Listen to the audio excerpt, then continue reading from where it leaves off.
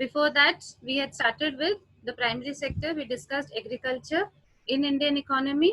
We have discussed the limitations. We have learned about the government measures, contribution of agriculture to our economy. We have learned about the government measures that are taken to uplift Indian economy, uplift agriculture, because still agriculture has 18% share in GDP, okay, and nearly 50% of our Indian population is still involved in agriculture, okay. So to uplift, what all improvements were made in agriculture, what all Good morning, ma'am.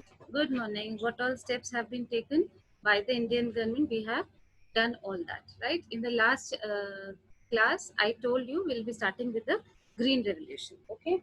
So I told you after independence, although a lot of steps were taken by the government to uplift agriculture sector and the production also increased, but it was not able to meet the requirements of our ever growing population, okay. So a major change was required in this sector, right? The government measures, I told you also why these measures were failing. Yes.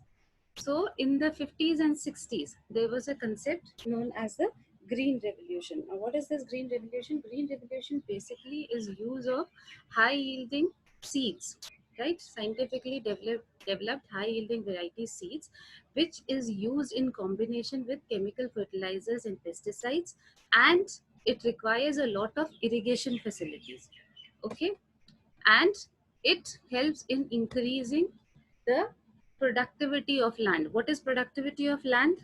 What is productivity of land? Shivam, what is productivity of land?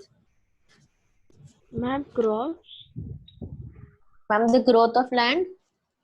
Growth of land. How does land grow? No, ma'am, ma'am, in price. No, not price. What is productivity of land? Productivity. Ma'am, We're talking about agriculture, right? Yes, Ronak? food crop. Crop. What Ma'am, about more crop? crops, more crops. More crops. Try to explain it further. Ma'am, the more crops because of technological advancements. Increase. Therefore, you can So plant. can we say that increase in production or average crops. increase in production? Yes. Yes, that is productivity, right? Average increase in production is known as productivity of land, okay.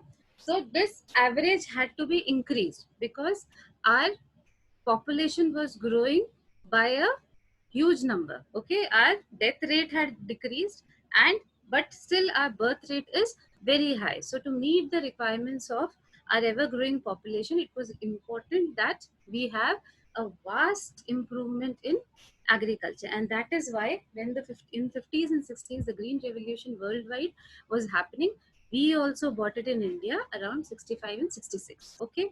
I gave you two names. Who developed the Green Revolution concept worldwide? I had told you, I think, that day. Who was it? MS Swaminathan. No, that is for Indian Green Revolution. Worldwide, the credit for Green Revolution goes to Ma'am, it was a woman. I don't know. Norman Bowman. Okay? Yes. Sorry, Norman Burloff. Okay? So he was the person who developed this concept of Green Revolution. And in India, it was bought by Dr. M.S. Swaminathan. Okay, so now we are going to learn about Green Revolution, what exactly it is, how it was developed, what were the positive sides of it, and what were the limitations of it. Okay, just give me a second. We'll start with screen share. Okay. Okay. So we'll start with Green Revolution. I have already told you Green Revolution. The meaning of Green Revolution is increase in the average output or the productivity of land by the use of high yielding variety seeds and with a combination of fertilizers and lot of irrigation. So all these things are very important when you're using these high yielding variety seeds, right? So I have given you a table here in 51. See the food production, right? 60-61, it was 3.5 million tons. In 65-66, it was 10.36 million tons, but still it had increased. But this increase was not that much that it can satisfy our population. We were still importing food. Okay, we were not self-sufficient in food after independence also. So a new agricultural strategy was brought in 65-66. Okay, which increased the agricultural production by too much amount. Okay, so I have already given you these names. Nobel laureate Dr. Norman Borlaug, he started this in Mexico. Use of high yielding variety seeds, he started with this in Mexico, and then world over it was adopted. And in India, MS Swaminathan is known as the father of green revolution. Okay, so now what were the features? Now, with Green Revolution, there was a marked improvement in agriculture in a very short period. Okay, the sustenance of higher level of agricultural production over a fairly long period of time. That means the increase in production that you have achieved with the use of these high yielding varieties, it could be sustained for a long period of time. Right? It was not a short thing. In a short amount of time, you increased your production, but you could sustain it for a longer time. There is no point in having an increase in production for a short duration time. Is there any point in that? No, you have to sustain it also. Okay, so with the advent of green revolution, you could sustain this over a long period of time also. Okay, it was started with the kharif season in 1966. The kharif crops were the first to use the high yielding variety seeds. Okay, now, what is green evolution? I have already told you, it is application of high yielding variety seeds. It's a total package program. That means adequate irrigation are provided, fertilizers and pesticides, insecticides, these are all provided together with high yielding variety seeds, and then the production of the land is increased. Okay, so it is a package program. It was introduced as a package program. Okay.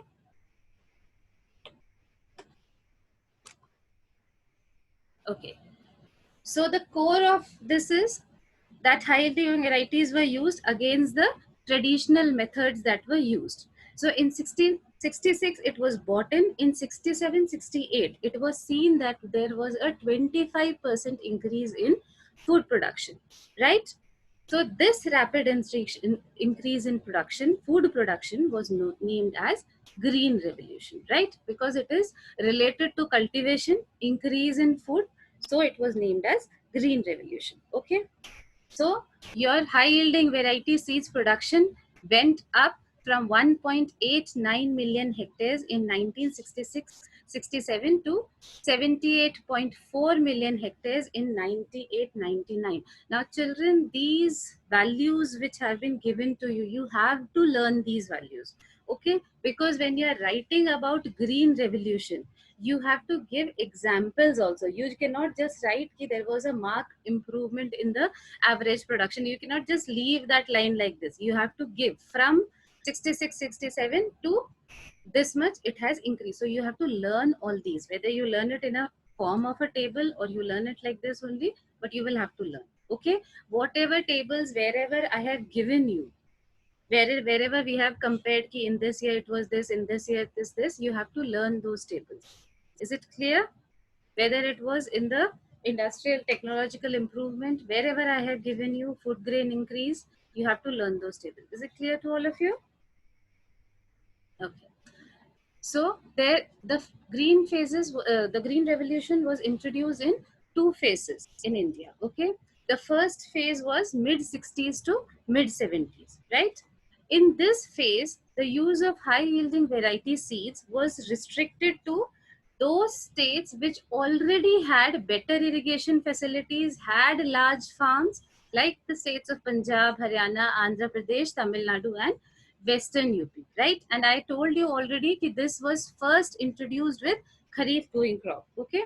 So mainly the wheat growing regions were selected for the first phase, okay? So in the 60s and 70s, in mid 60s to mid 70s, that means from 65-66 when it was introduced to 75-76. This was the first phase of green revolution. Okay, why it was introduced in phases, can you tell me?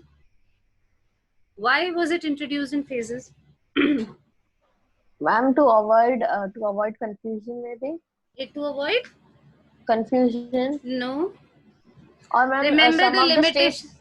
Hmm? Yes, ma'am. Huh. Ma'am was saying, ma'am, the limitations of ma'am, like the states, they wanted some states to grow because of be more than the other ones. No, that will increase regional disparities. It was not because of this. Remember when we were talking about the government measures that were taken immediately after independence to increase the production in agriculture, what was the limitation of it?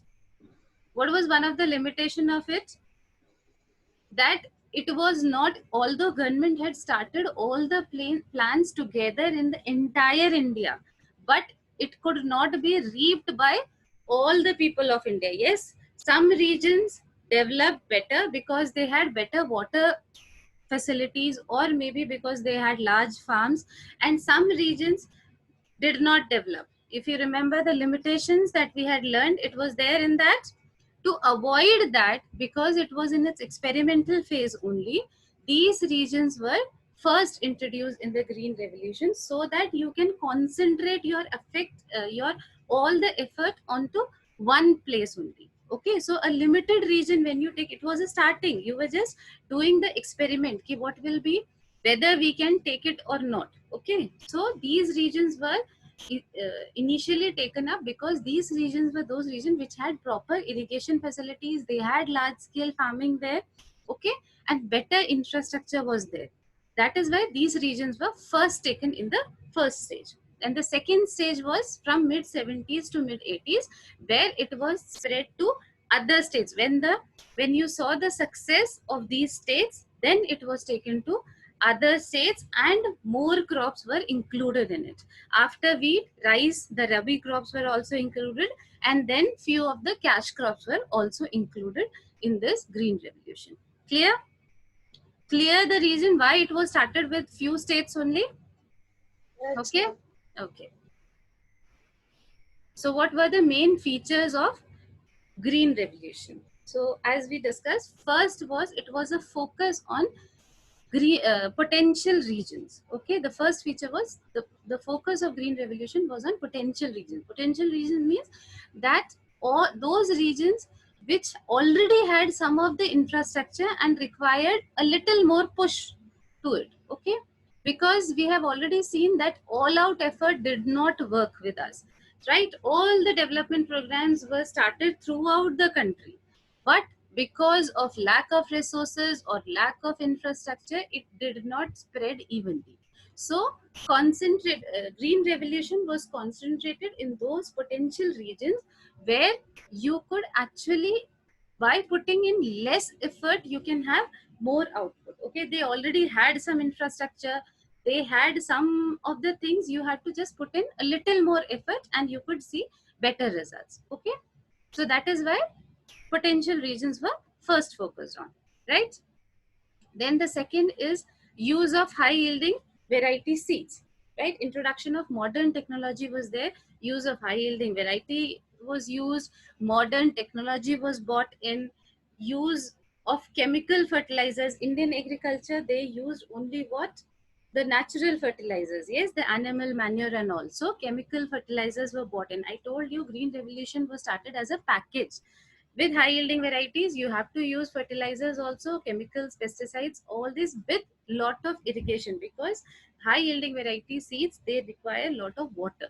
So this was given as a package. So use of HYV seeds, which increase the output to a large proportion. It grows faster in a short span. So what is the use of that? If it grows faster in a short span, the farmers can have 2 or more crops in a year, which will increase their output by double. Yes, and so it would increase their income also. If a farmer was having only 1 crop in a year, now he can have 2 or more crops in a year. Is it clear? So there is an increase in productivity also, and there is increase in crops also, right? Use of chemical fertilizers, I told you, because high yielding variety seeds, they require lot of nutrition. So a lot of chemical fertilizers has to be used with it. And it is a seed fertilizer water technology. That means you need a lot of water for high yielding variety seeds. Then application of pesticides was another feature wherein protection from diseases was given due to use with the use of these pesticides. Okay. The third feature is active role for the state. That means we have already learned about these. A number of state agencies were established during this time, right? Some of the examples are National Seeds Corporation in 63, which looked into the seed production of the country. Then State Farms Corporation of India in 69, it developed quality seeds and farm yields. Okay, so these separate institutes were developed so they could focus on one particular aspect, right? The National Seed Corporation is focusing on the seed production, right? Then we had National Cooperative Development Corporation. So the cooperative schemes that were bought in by government, we had done that. The government bought in the cooperative scheme. What was the cooperative scheme, Ved? What was the cooperative scheme brought in by the government?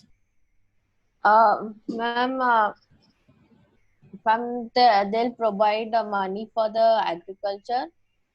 Yes, cooperatives were established in rural areas which would provide seeds and fertilizers to the farmers, and they will also help them to in sales, so that middle person, that middleman thing, that does not come in. Okay, so these national cooperative development corporations, they also did the same thing. They promoted schemes for production, processing, distribution, and help these farmers with finance also. Okay, of course finance is required to buy all these seeds. Okay, so they help with these things. Then Food Corporation of India was established to buy these food crops from these plants. I told you from these farmers. I have told you that a minimum support price scheme was also started by the government, right? That you have to buy the food at this price only, not below this price. Above the minimum support price you can buy, but not below. And government is always ready to buy the crops or the harvest at this minimum support price. So it means that much support price is given to the farmers. Okay, then the Agricultural Cost and Price Commissions was established in 1965. This body advised the government on appropriate price of agricultural commodity, right? That means the minimum support price that I was talking about, right? This institute, it calculated based on the cost of production, whatever the cost the farmer had incurred on cultivation, and based on that cost of production, they calculated what should be the minimum support price for the various food crops, so that the farmer does not incur losses. Okay, some amount of profit he gets with this minimum support price. If the price is above that, then he will gain more profit. Okay, is this clear to you? I think I explained the support and profit to you, that your selling price should be more than the cost price, then only you are going to get profit. I had explained it in the last class. Okay, so minimum support price is fixed on this criteria, that whatever the cost the farmer has incurred, whether it is payment of the credit he has taken and payment of his interest, or the electricity bills that he has to pay, water for irrigation he has to pay for that, whatever his cost is, calculating that, keeping in mind that the minimum support price is fixed. Okay, so that a farmer can get some profit out of it. Okay, then what were the effects of green revolution? The effects were green revolution were both quantitative also and qualitative also, right? Quantity also increased and quality of the food crops also increased. So the first effect is increase in production. I told you there was a marginal increase in production. Okay, major cereals like wheat and rice, they increase. Now I have shown you a table. Wheat production, the first table. Everybody can see the first table. See the cursor. Children, everybody ma'am. can see the first table. The wheat production in ma'am. million Yes, tons ma'am. I have given. See, 65, 66 when the green revolution started. Okay, the wheat production was only 10.4 million tons. Okay, in 1995 it increased to 55.1. From 10 million it increased to 55. That's nearly 5 times of it. Okay, and in 2015-16 it came to 92.3 million tons. So you can see the increase, the amount of increase in production that we have had because of green revolution. Okay, same I have given you rice production in million tons in 65-66 when green revolution was introduced. The production was 36.6 million tons. Okay, 1991 it increased to 74.3 million tons. Right, it's double of it, in fact 3 times of it. Right, and in 15-16 it is 104.4. Right, so you can see the increase. Initially it was started with wheat and rice only, first wheat and then rice. Yes or no? And the next one I have given you the total production of food grain, right, which includes wheat and rice, the other crops also. 65-66 it stood at 82.4. In 1991 it increased to 176.4, which is nearly double, and in 2015-16 it is 251.5. So this increase, this tremendous increase in production has made us self-sufficient in food grain. Yes, yes or no? When we started with the agriculture sector, when we were learning about the features of agriculture sector, we learned that India is self-sufficient in food production. Okay, in fact we have 18%. We export also. The export margin we have as 18%, right? 18% of exports are agriculture and agricultural products. So this is how the green revolution increased the production of major crops. Okay, then increase in agricultural productivity also. That means per hectare production increased, right? See, in 60-61 per hectare production of wheat was 851 kg, which in 80-81 increased to 1630. 1991 it is 2281, and in 2015-16 it has now increased to 3034 kg. I told you before also, we have limited resource in the form of land. We cannot increase land. Okay, land, and it has multiple uses. This same land is used for housing also, for buildings also, for your malls also, everything, for infrastructure, roads, railways, for everything this land only is used. So you cannot have more land. It is a limited resource. What you can do is increase the per hectare production or increase the productivity. So green revolution, see, from 851 kg in 60-61 it has increased to 3034 kgs per hectare, right? This is of wheat. And the same way we have for rice also. 60-61 it was 1013 kgs per hectare, and in 2015-16 it has doubled to 2400 kgs per hectare. Okay, clear? Any doubts still here, children? No, ma'am. No, ma'am. Right, so you are supposed to learn these tables. Okay, otherwise how will you show the increase in production, right? Then scientific cultivation. Till now, before green revolution was brought into India, we were using traditional ways of farming, right? Bullock carts and your hand, the laborers were more. Now we have increased the area under green revolution also. We have increased. We started with specific states and now we have covered most of India, right? And with more of use of high yielding variety seeds and fertilizers, the traditional methods of farming were replaced by modern technology. So we started using scientific cultivation instead of the labor intensive techniques that we were using. We now started using capital intensive techniques. Okay, then there is a change in cropping pattern, right? Cropping pattern means what we used to cultivate and now what we cultivate. Okay, so now there are two significant changes that have taken place after the introduction of green revolution. First change is proportion of cereals has increased. right? And that of pulses has declined. Okay, and proportion of wheat within cereals has increased and coarse grains has decreased. Now what does this signify? What does this signify? That means we have gone towards more cash crops, right, which bring us more money, right? And the traditional cultivation, the traditional grains which we were growing has reduced. Okay, so that means the profit margin of the farmer has increased. Also, he can now have multiple cropping pattern in his farm. Instead of one crop only, he can have 2 or 3 crops. So that also has doubled his income. Okay, is it clear? The change in cropping pattern? Yes or no? Yes, Children? ma'am. Yes, ma'am. Okay.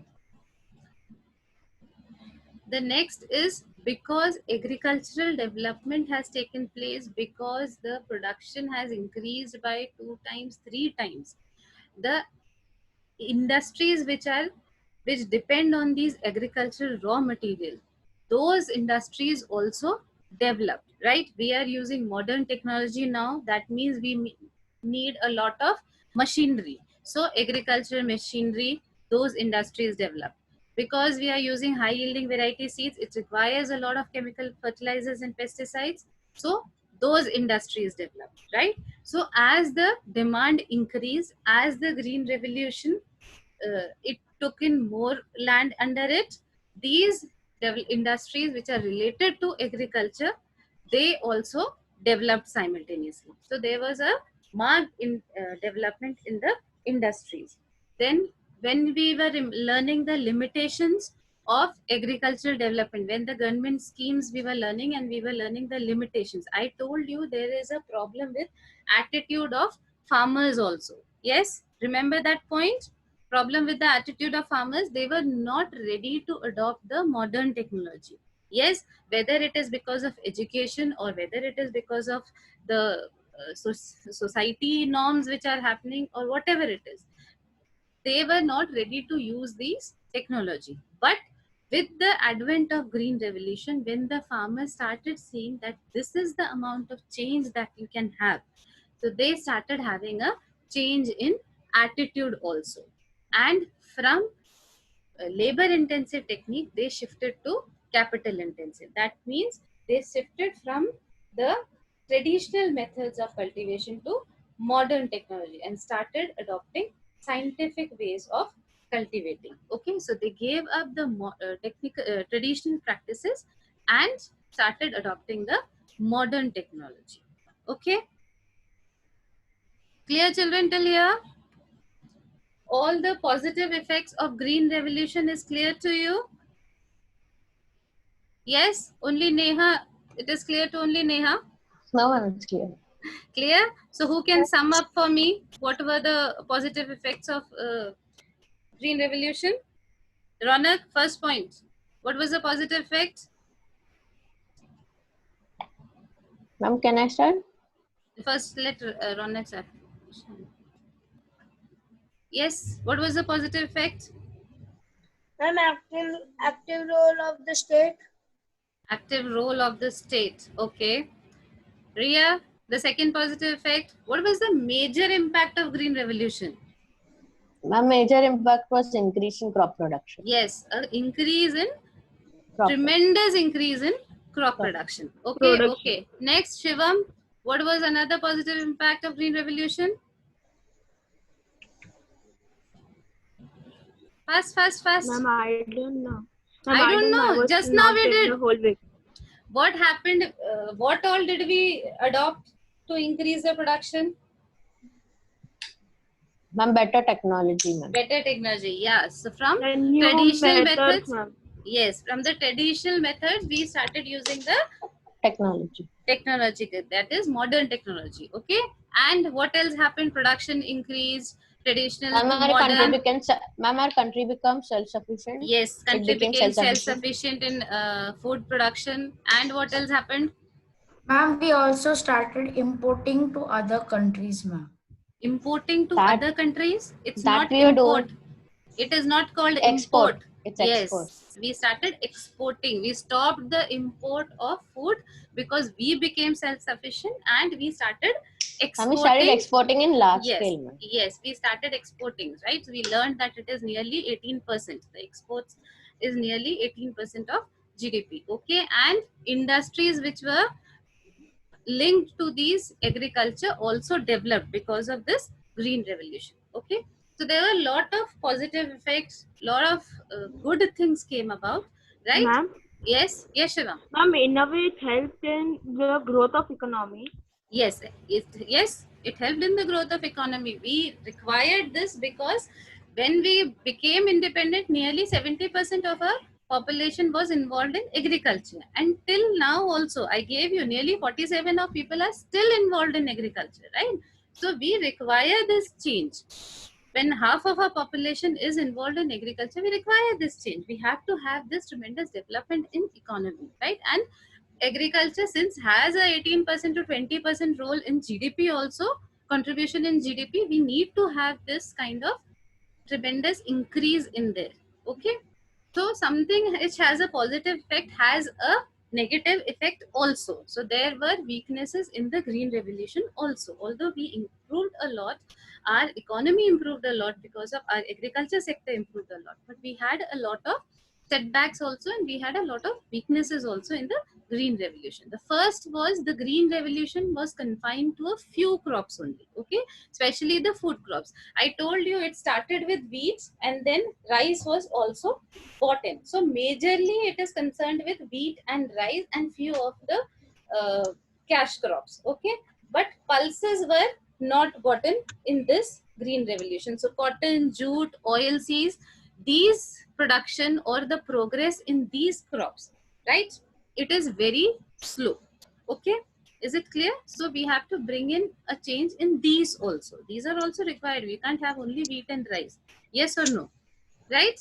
Then I told you it started with a few states only. So it has a very limited coverage. The Punjab, Haryana, Western UP, some parts of Andhra Pradesh, Maharashtra, Tamil Nadu. These are few of the states which have actually tremendously benefited from the green revolution. Other states have not been able to catch up. Maybe because the infrastructure is not there, we were not able to provide. Problem is irrigation also, because I told you these high yielding varieties require a lot of water, right? And irrigation is only 45% of our regions have proper irrigation facilities.